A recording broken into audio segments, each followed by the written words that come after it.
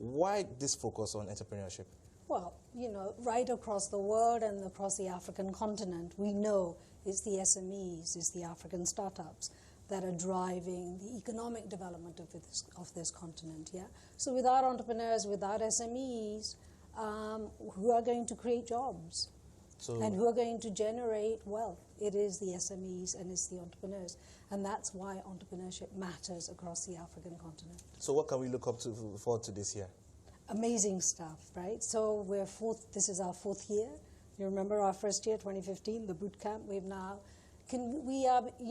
over the last 4 years been convening the largest gathering of not just African entrepreneurs, yeah, but also the African entrepreneurship ecosystem. And you know that African entrepreneurs thrive where there is an enabling environment. So for us, having the ecosystem participate and gather at a place where you already have 1,000 entrepreneurs every year is absolutely important.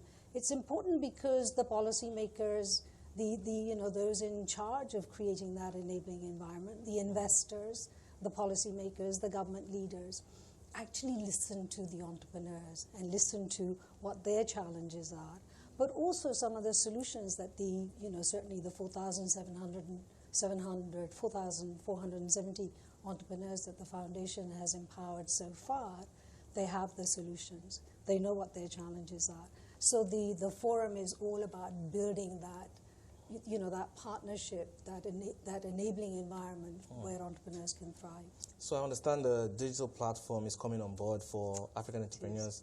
Tell me all about that. So in 2015, we embarked on launching Africa's largest entrepreneurship program. And people said we were crazy. Yeah, how are you going to connect 54 African economies, 3 just colonial languages, French, Portuguese, and English? People said it was impossible to achieve, but we've shown that it's possible to achieve. Every year, the numbers of entrepreneurs applying from those 54 African countries has grown. So we know that we've used technology to really connect the African continent through entrepreneurship, yeah? And those entrepreneurs are making a phenomenal impact. We also know that we know that we can take that, we can scale it. We want to see our program scaled. And we've already begun to do that by attracting partners to sponsor additional entrepreneurs to the 1,000 that we are already doing. This year, ICRC, the International Red Cross, UNDP, GIZ, and a number of private sector investors are actually supporting additional entrepreneurs, yeah? So what's the next big thing we can do is actually to build the largest digital platform which connects African entrepreneurs, yeah, and the African entrepreneurship ecosystem. Remember, we've had 300,000 applicants that have come to our portal, out of which we've only selected 4,000 plus the additional. So what do you do with those who didn't get selected? It doesn't mean to say that their ideas are not valid for the transformation of Africa.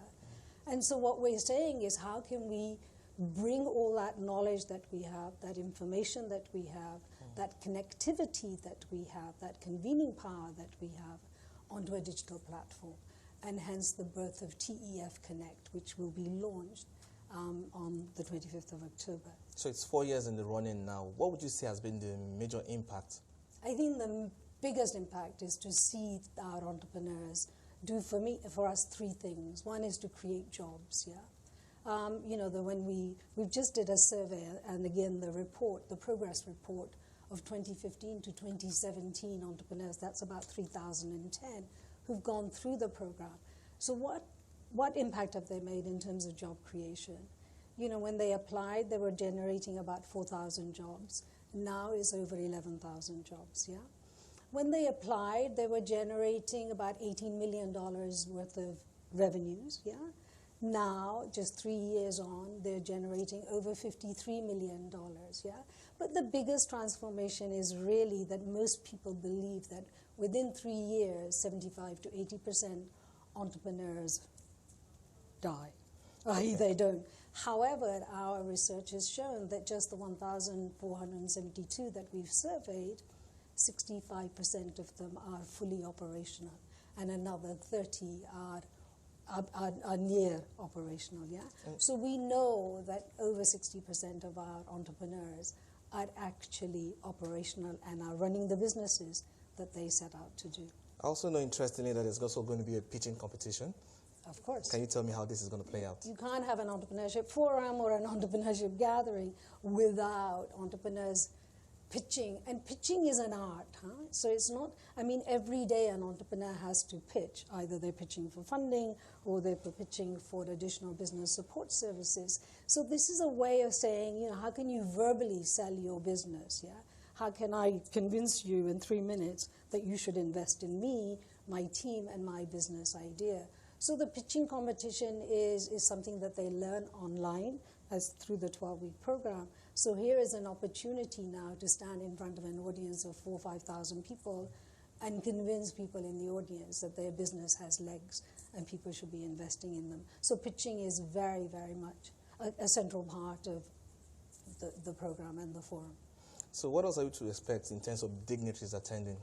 I think every year, you know, we want to engage political leaders, yeah, and so it's fantastic that the president of Ghana will be attending the forum so that he can see for himself just the extraordinary ingenuity of Africa's entrepreneurs, yeah. On top of that, obviously, we'll have, you know, people who've gone through the experience of running their own businesses, to come and share with the entrepreneurs that it's a long journey, yeah, that being an entrepreneur is not a destination, and to share their successes and failures.